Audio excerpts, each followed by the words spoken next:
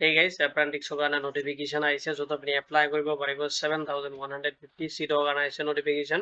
যদি আপুনি ইন্টাৰেষ্টেড হয় apprenticeship আপোনাৰ ট্ৰেইনিংটো ষ্টাৰ্ট কৰিম বুলি ভাবি আছিলে দেন এইটো ভিডিঅ' আপোনাৰ কাৰণে বহুত ইম্পৰ্টেন্ট সো গৈ আছে মই আজি আলোচনা কৰিম ষ্টেট বেংক অফ ইণ্ডিয়াৰ পৰা আহিছে apprenticeship কাৰণে notificationটো তো ইয়াৰ ডিটেইলছ আপুনি এটা চিষ্টেমেটিক চেক কৰিব পাৰিব যদি এইটো notification ৰিগাৰ্ডিং কোনো ধৰণৰ কোৱেশ্চন থাকে ভিডিঅ'টোৰ কমেন্ট সেকশনত কমেন্ট কৰি দিব উইদিন 48 আৱাৰ্ছৰ ভিতৰত আপুনি জব এলাৰ্টছকে টিমৰ পৰা ৰেছপন্স পাব যদি আপুনি ইন্টাৰেষ্টেড আৰু আপুনি ভিজিট কৰিব পাৰে SBI যিটো অফিচিয়েল ৱেবছাইট আছে যিকোনো ব্ৰাউজাৰত ওপেন কৰিব আৰু তাতে আপুনি যদি সাৰ্চ কৰে অনলাইন sbi.bank.in সাৰ্চ কৰে নেক অফিচিয়েল ৱেবছাইটৰ লিংকটো আহি যাব ষ্টেট বেংক অফ ইণ্ডিয়াৰ জাষ্ট আপুনি ক্লিক কৰি দিব লাগিব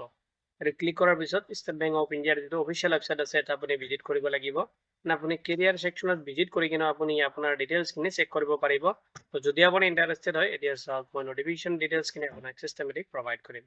হাউক দেৰি নকৰি আজিৰ ভিডিঅ'টো আৰম্ভ চাই লওক এপ্ৰেণ্টিছৰ কাৰণে যিটো নটিফিকেশ্যন আহিছে তাৰ অভাৰভিউখিনি অৰ্গেনাইজেশ্যন নেমটো দিয়া আছে ষ্টেট বেংক অফ ইণ্ডিয়াৰ পৰা আহিছে নটিফিকেশ্যনটো পোষ্ট নেম দিয়া আছে আপুনি এপ্ৰেণ্টিছ পোষ্টত এপ্লাই কৰিব পাৰিব টোটেল ভেকেঞ্চি দিয়া আছে আপুনি 7150 পোষ্টত এপ্লাই কৰিব পাৰিব ট্ৰেইনিং যিটো ডিউৰেশ্যন হয় 1 ইয়াৰ এটা আপোনাৰ ফিক্স থাকিব আৰু মান্থলি যিটো আপোনাৰ স্পেন্ড হয় মানে ৰেমুনাৰেশ্যনটো আপুনি 15000 পাৰ মান্থ ৰিচিভ কৰিব এপ্লিকেশ্যন যিটো মোড হয় আপুনি অনলাইনত এপ্লাই কৰিব লাগিব ভেকেঞ্চি ডিটেইলছখিনি চাই ল'ব য'ত আপোনাৰ 7150 সিট অৰ্গেনাইজেশ্যন নটিফিকেশ্যনটো আৰু এটা আপোনাৰ ডিষ্ট্ৰিবিউশ্যন কৰি দি আছে আপোনাৰ ষ্টেট এণ্ড লগত আপোনাৰ ডিফাৰেন্স যিখিনি কেটেগৰী আছে এইটো হিচাপত আপোনাৰ ডিফাৰেন্সকে ডিভাইড কৰি দিছে কেটেগৰী ৱাইজ দি আছে ভেকেঞ্চিখিনি আনৰিজাৰ্ভ য'ত আপোনাৰ 3086 সিট অৰ্গেনাইজেশ্যন নটিফিকেশ্যনটো OBC কেণ্ডিডেট দি আছে 1062 সিট অৰ্গেনাইজেশ্যন নটিফিকেশ্যনটো SC কেণ্ডিডেটৰ কাৰণে আছে 1107 seat organisation notification EWS economy যেটো ওয়াইকাৰ সেকশন আছে তাৰ কাৰণে আছে 699 সিট অৰ্গানাইজেশন নোটিফিকেশনটো এসটিৰ কাৰণে আহিছে 586 সিটৰ কাৰণে নোটিফিকেশন আহিছে লগত আপোনাৰ আসামৰ কাৰণে দি আছে এটো ডিফাৰেন্স কে দি আছে আসাম ষ্টেট যেটো হয় ইয়াত আপোনাৰ ইনক্লুডিং হৈ আছে 368 সিটৰ কাৰণে আপোনাৰ ইনক্লুডিং হৈছে যিখিনি আসামৰ ক্যান্ডিডেট হয় লোকেল ক্যান্ডিডেট হয় তাতে ৰিজনেল অফিসটো হেতু হিচাপত আপুনি এপ্লাই কৰিব পাৰিব তো বেলেগ বেলেগ ষ্টেটৰ কাৰণে বেলেগ বেলেগ কে দি আছে আসামৰ কাৰণে আপুনি 368 সিটৰ কাৰণে আপুনি এপ্লাই কৰিব পাৰিব যদি আপুনি ইন্টাৰেষ্টেড হয় এলিজিবিলিটি ক্ৰাইটেৰিয়াখিনি চাই ল'ব এডুকেশ্যনেল কোৱালিফিকেশ্যন বিচাৰিছে আপুনি গ্ৰেজুৱেশ্যন ডিগ্ৰীটো কমপ্লিট কৰিব লাগিব এনে discipline from a recognised university or ইনষ্টিটিউটৰ পৰা কৰিব লাগিব এইটো এপ্ৰেণ্টিছত এপ্লাই কৰোঁতে আপোনাৰ গ্ৰেজুৱেশ্যনৰ যিটো মাৰ্ক লগত আপোনাৰ যিটো পাৰ্চেণ্টেজ যিটো ৰিকুৱায়াৰ নহ'ব আপোনাৰ গ্ৰেজুৱেশ্যনটো কমপ্লিট কৰিব লাগিব আৰু কাট অফ যিটো ডেট দি আছে স্পেচিফিক ডেট আৰু অফিচিয়েল নোটিফিকেশ্যনটো আপুনি চেক কৰিব সেইটো হিচাপত আপুনি এপ্লাই কৰিব পাৰিব এজ লিমিটটো আপুনি ক্যালকুলেশন কৰিব যেটো 1 এপ্ৰিল 2026 অৰ ডেট হিচাপত ক্যালকুলেশন কৰিব মিনিমাম যেটো এজ বিচাৰিছে 20 ইয়াৰ্স যদি আপোনাৰ হৈছে আপুনি এপ্লাই কৰিব পাৰিব ম্যাক্সিমাম আপুনি 28 ইয়াৰ্স লাগিনে এপ্লাই কৰিব পাৰিব এজ এ ৰিলেক্সেশন কিনি দি আছে আপাৰ এজ এ ৰিলেক্সেশন আপুনি ৰিসিভ কৰিব যদি আপুনি OBC ক্যান্ডিডেট হয় দেন আপুনি 3 ইয়াৰ্সৰ কাৰণে এজ এ ৰিলেক্সেশন পাব SC and ST ক্যান্ডিডেটৰ কাৰণে 5 ইয়াৰ্স এজ এ ৰিলেক্সেশন প্ৰভাইড কৰা হ'ব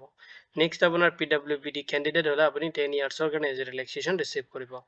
এপ্লাই কৰোঁতে আপুনি এপ্লিকেশ্যন ফি পেমেন্ট কৰিব লাগিব আৰু ক্যাটেগৰী ওয়াইজ এপ্লিকেশ্যন ফি খিনি ডিভাইড কৰি দিয়া আছে জেনাৰেল OBC EWS ক্যান্ডিডেটৰ কাৰণে দি আছে 300 আৰু এটো নন ৰিফান্ডেবল হ'ব আৰু যদি আপুনি SC ST বা PWBD ক্যান্ডিডেট হয় তেতিয়াহলে আপুনি এপ্লাই কৰোঁতে কোনো ধৰণৰ এপ্লিকেশ্যন ফি এতে পেমেন্ট কৰিব নালাগে পেমেন্ট যেটো মোড হয় আপুনি অনলাইনত কৰিব লাগিব যত আপুনি net banking debit card credit card আৰু UPI দি কিনে আপোনাৰ পেমেন্ট খিনি কমপ্লিট কৰিব পাৰিব ইম্পৰ্টেন্ট ডেটছ খিনি চাই ল'ব অনলাইন ৰেজিষ্ট্ৰেচনটো আপোনাৰ মে 19 2026 পৰা ষ্টাৰ্ট হৈছে আৰু লাষ্ট যেটো এপ্লাই আৰু পেমেন্টৰ যেটো ডেট দিয়া আছে জুন 8 2026 লৈকে আপুনি কৰিব পাৰিব লাষ্ট যেটো প্ৰিন্টিং ডেট দি আছে আপোনাৰ এপ্লিকেশ্যনটো জুন 23 2026 লৈকে লাষ্ট প্ৰিন্ট আউট কৰিব পাৰিব লগত আপোনাৰ ৰিটেন যেটো এক্সামিনেশ্যন হয় সিলেকশন প্ৰসেছত যেহেতুকে আপুনি ৰিটেন এক্সামিনেশ্যন এটেম্প কৰিব লাগিব জুলাই 2026 ত হ'ব এতিয়ালৈকে ডেটটো ফিক্স কৰা নাই যেটো আপোনাৰ এক্সাম হ'ব তাৰ আগতে আপোনাৰ মিনিমাম 10 to 15 ডেজ আগতে আপোনাৰ কল লেটাৰটো ইস্যু কৰি দিয়া হ'ব মানে এডমিট কাৰ্ডটো